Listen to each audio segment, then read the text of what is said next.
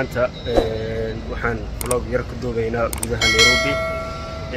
maadaama gobolada kale aan soo duubnay waa in la ogaado Nairobi naftirkeeda comparison lagu sameeyaa la isbarbar dhigaa gobolada iyo ayaga sidoo kale waxaan vlog ka duubaynaa maanta haduu Ilaahay yiraahdo gudaha Nairobi ama gudaha xaafadda ay inta badan degan tahay Soomaalida.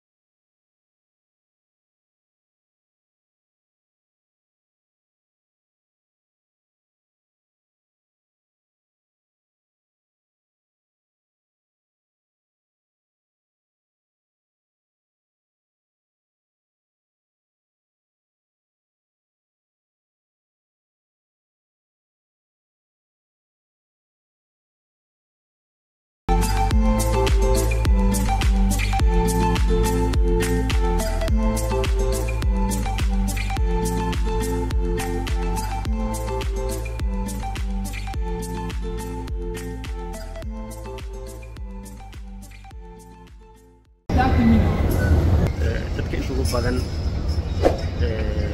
sidii waxay u soo adeegsadaan moolkan mar dhow la furay oo la yiraahdo BBS moolashii ay u aadi jireen banaanka sidii deegaanka mid ka fog meel dheer u aadi jireen way iska dhaafeen wax walba u baadana halkaana looga baahi jiray waxaa la yiraahdaa moolka Afrikada ugu weyn bariga Afrika ugu weyn la yiraahdaa ma aqaani inay xaqiiqo tahay taa mid kurgalay miihi marun bay ka sheegeen ma been baa laga sheegay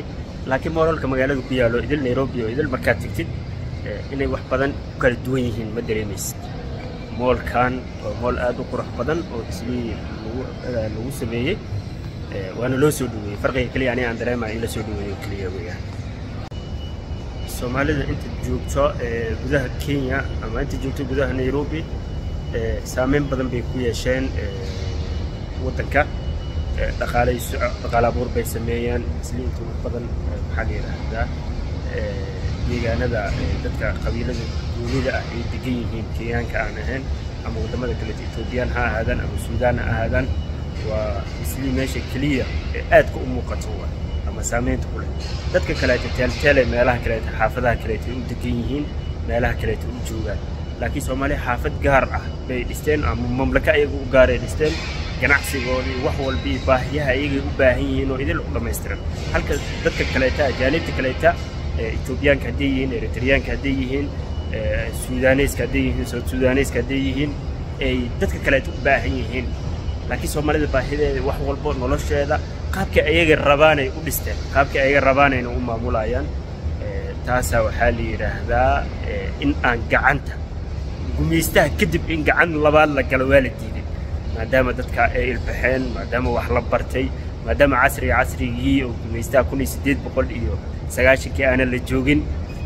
dadka Soomaalidu waxay u dhaqaaqeen gumeysidiid wiligoodna way u dhisnaayeen maadaama ay xoolaaley ahaan jireen inta ugu badan kama marqaata dadka xoolaaleyda dadka kaleeto kama marqaata kama tala qaataan taladoodu waa u gooni anaga inta ugu badan dadkan waxa lagu xantaa dad aqoon maxaa la yiraahdaa saameyn ku leh inaan ahayn oo dad xoolaaley inaan asalkeena ahayn gumeysta markuu noo imaanayo xoolaaley u baan ahayn geeley baanu ahayn taasa keenayso in go'aamadeen oo idil go'aame ay noqdaan annaga oo kaliya naga go'o naga ma dhaadhicin karo adduunyada saana isku fahantay iyo hebel saan oo dhahay iyo dawlad fulaan saana dhahday iyo saana la isku raacay nalaga ma dhaadhicin karo inta badan taasa keentay markaan isli soo degnay ama dadku ugu horeeyay isli soo degay inaan nolosheena gaarka aan sameysano maqaxiyeena anaga noo gaar yihiin protokolada Kenyaanka kale u yaalo ama protokolada Ingiriiska uu sameeyo aan raacin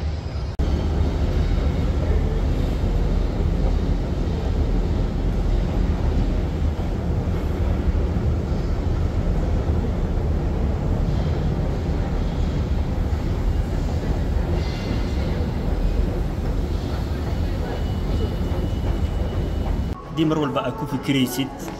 إلهي مسكحة كو أبوري إن التاجر نقطة أكو فكريس كو همينيس مر والبا سا تاجر نقول لها إلهي سبحانه وتعالى فكر كاس مبارن مسكحة هذا مد عيار ما إلهي مباري فكر كاس إن عادي دقيق ما دام إلا هدي ولا هذا التاجر نقولين أما هذا وحبورا هذا قعنت هذا كوسو دحين معناه وحويان هذيك إلهي سبحانه وتعالى كما هذا عطسنين إلى التاجر نقطة سي التاجر نقطة أما هنتيلا نين هذا أنا نقطة وإن إلهي سبحانه وتعالى كبر يديد إنه كورمي رياضة مسكح هذا مركه وأسين كلية دعوه كلية ما أهن وإن أقول دقائق سنة كانت تاجين هاي سيدات أسور تكلين لها رياضة سو إلهي مسكح وح هذا الكاس إسكاله ستيف هذا اللي قراءة بوغان ويا كلمة داسنة كده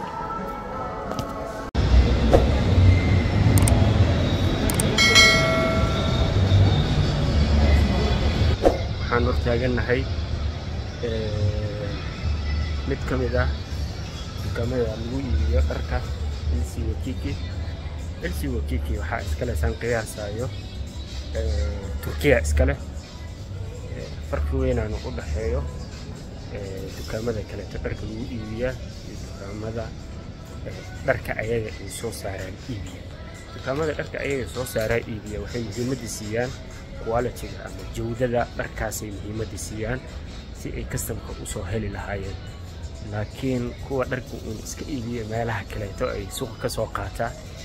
jawdada muhiimad ma siiyaan faa'iido muhiimad siiyaan kuwa faa'iidada waxa kaga muhiimsan kuwa horta in quality-ga ay suuq ku qabtaan LC Wakiki ana kamid ah kambaniyada dharka ay soo saaraan duulka suuqkeeda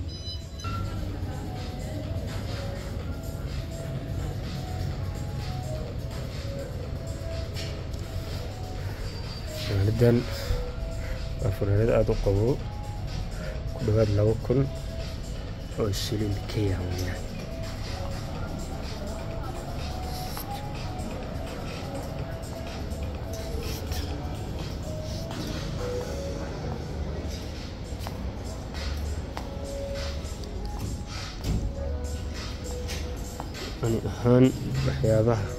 أهان وحيابها مهمة دي وحاويان marka meelahan amal aan imaado shaatiyada muhiimada siiya shaatiga ayaa muhiimada siiya halka dadka qaar buumaha iyo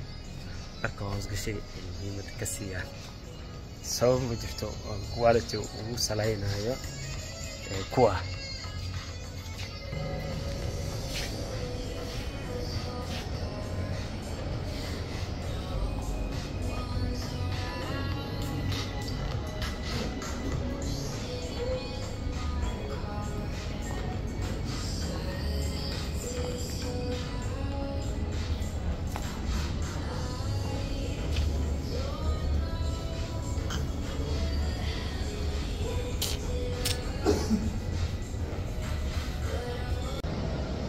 maalmahan isli waxaa ku soo badanayay goobo meherado bunka lagu iibiyo ma aqaan qofka joogta inay alifeena qiyaasa aad ay u fiican tahay qofka uu maxaa la yiraahdaa hal abuur uu la yimaado laakiin waxaa aad ugu xun Soomaalidana inta ugu badan dhaqankooduna uu yahay in qofka markuu hal abuur la yimaado boqolaal kaleeto aan hal abuur lahayn ay ka daba qaataan ay koobiyaan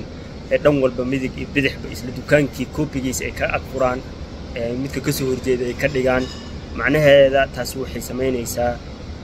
hal abuurnimada ay naafeenaysaa qofka inuu fikiro wax ku fikiro ay naafeenay haddii wax aad la timaadid waxaas aad rabtid inaad bulshada ku caawisid ama wax income ay ka soo galaan la koobiyeenay haddii wax tayo leh la imaa aad tiraadid oo wixii wax aan tayo lahayn laga garab furaayo hal abuurnimada qofka ay naafeenaysaa qofka inuu fikiro inuu hor u sii socdo taasoo idin naafeenaysaa waa ila aragtana oo maleena goobo aad u tiro badan ay laga furay oo kafay laga cabo tag away kafay laga qaato waxaan u maleynaa 2022 2023 inta ugu badan ay soo bateen marka taas waxaan u maleynaa Soomaalida inay ka waanto aadaan ugu xumahay inay ka waantoodana aad u fiican tahay qofka hal abuur uu la yimaado bedelkii uu koobiyeen lahaa qof kale